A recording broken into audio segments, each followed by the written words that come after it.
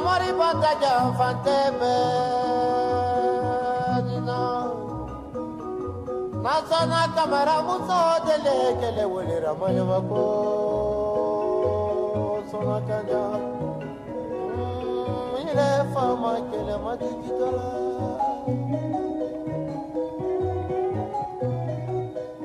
L'air que vous entendez est une composition en l'honneur de l'empereur du Ouassoulou, l'Almami Samori Touré, dont la lutte anticolonialiste a donné naissance aux plus belles chansons de gestes d'Afrique.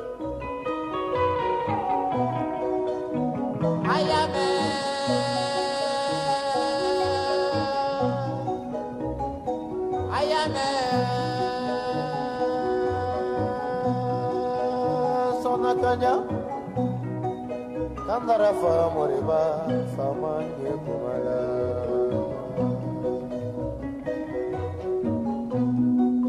Écoutez, écoutez, fils d'Afrique, écoutez, femmes d'Afrique, écoutez aussi, jeunes d'Afrique, espoir de demain.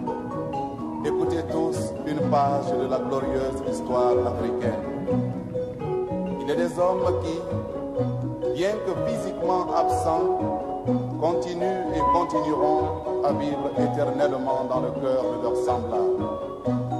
Sont de ceux-là l'Almami Samori Touré, empereur du Ouassoulou, le roi de l'Abbé, l'illustre Alpha Yaya Diallo et Moripingan Diabaté, symbole de l'amitié, dont les restes glorieux viennent de rejoindre la terre natale qu'ils ont aimée et défendue leur vie durant. Le colonialisme, pour justifier sa domination, les a dépeints sous les traits de rois sanguinaires et sauvages. Mais, traversant la nuit des temps, leur histoire nous est parvenue dans toute sa gloire.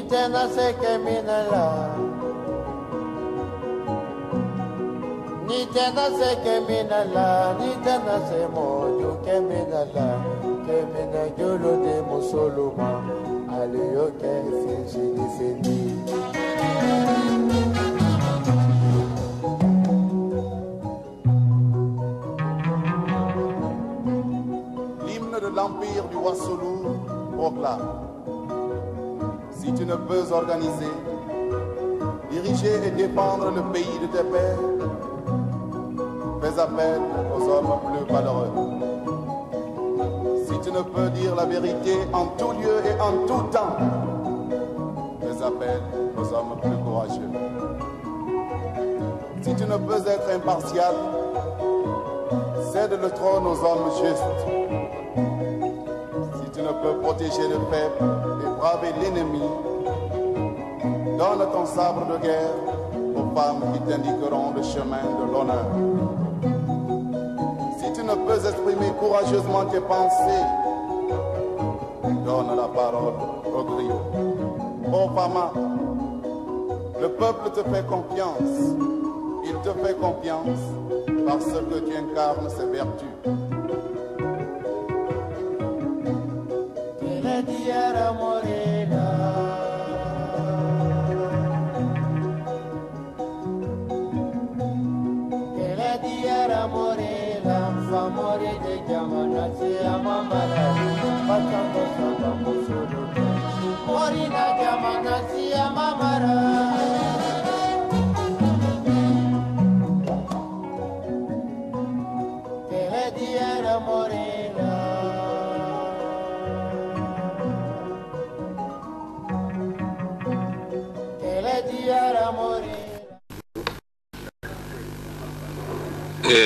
je voudrais dire au président que nous n'avons nullement l'intention de bloquer ou de retarder.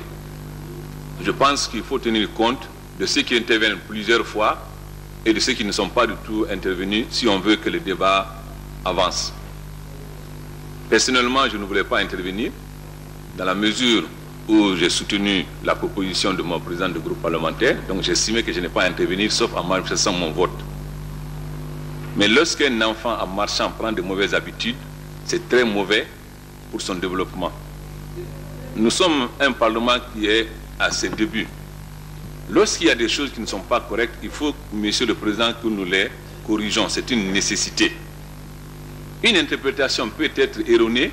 Il faut nous permettre de redresser cette interprétation. Cela n'est pas un blocage. Monsieur le Président, aucun projet de loi ne peut être présenté au Parlement s'il n'est pas discuté en Conseil des ministres. Cela est une évidence pour tout projet de loi.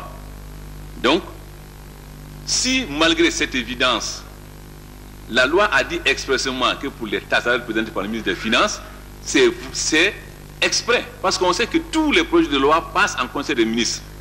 Donc c'est une évidence. Dans ce cas, pourquoi dire qu'il doit être présenté par le ministre des Finances? Pourquoi on ne dit pas que tout projet de loi qui concerne l'agriculture doit être présenté par le ministre de l'Agriculture, la santé par le ministre de la Santé?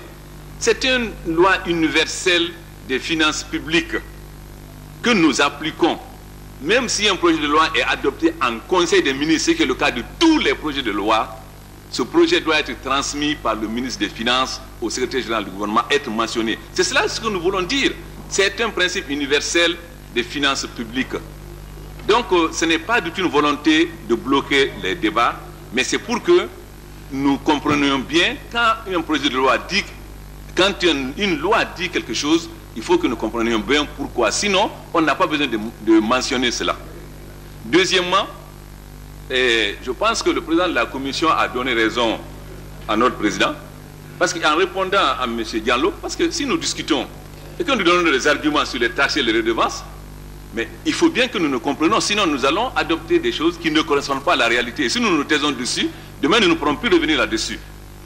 Il a bien dit les taxes parafiscales, mais les taxes parafiscales sont affectées à un organisme qui dispose d'une personnalité morale. C'est pourquoi on dit taxe parafiscale. Mais à ma connaissance, la radio-télévision guinéenne ne dispose pas de personnalité morale. Donc, pas à raison, il fallait d'abord commencer à donner une personnalité morale à ça. Il ne faut pas confondre taxes et taxes parafiscales. Nous disons redevance et en même temps on dit... enfin, il y a une contradiction grave, Monsieur le Président, dans cette loi. On dit redevance et on dit ensuite à l'addition du département. Mais il y a incompatibilité entre redevance et département. La redevance est affectée à un service qui est doté d'une personnalité morale. Ensuite, à partir du moment où c'est affecté à un département, rien ne dit que cette redevance va être affectée à la radio, à la télévision. Le département ayant beaucoup d'autres domaines, il peut l'affecter où il veut. Si dans ce cas, on se préoccupe de la radio, de la télévision, et qu'on veut voter une taxe parafiscale, il fallait d'abord commencer par donner l'autonomie. C'est ce que nous voulons dire. Donc, son interprétation est totalement correcte. À partir du moment où cette redevance tombe dans le budget général, comme il l'a dit, ce n'est pas conforme. Parce qu'elle n'est plus une taxe parafiscale. En réalité, c'est une taxe. Ce n'est pas une redevance, c'est une taxe.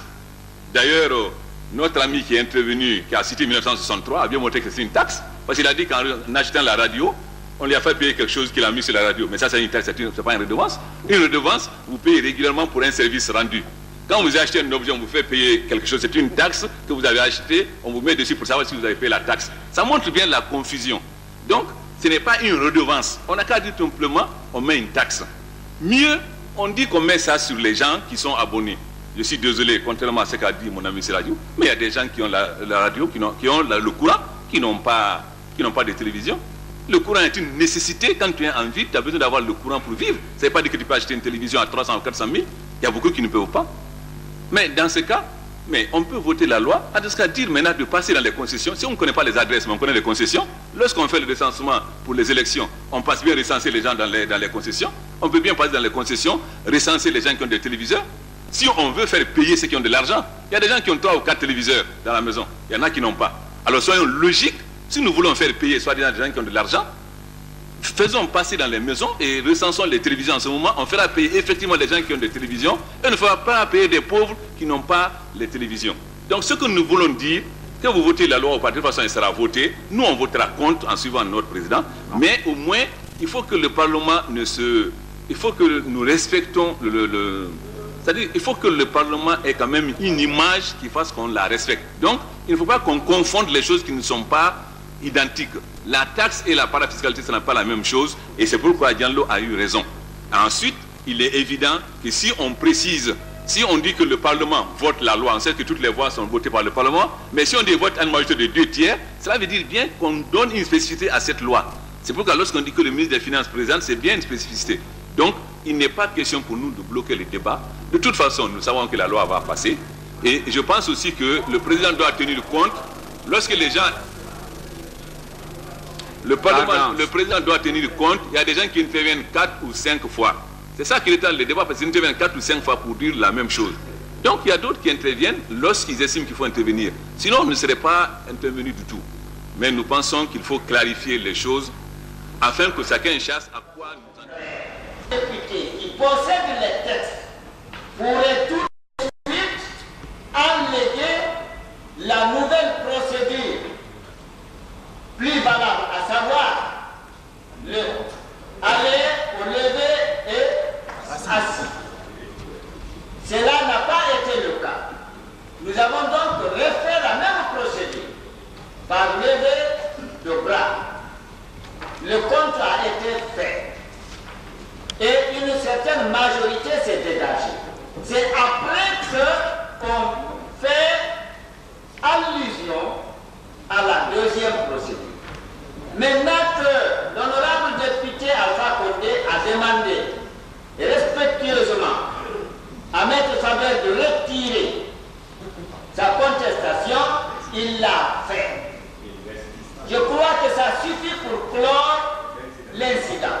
On n'a plus besoin de revenir là-dessus si nous ne voulons pas vraiment nous faire perdre du temps. Maintenant, après la séance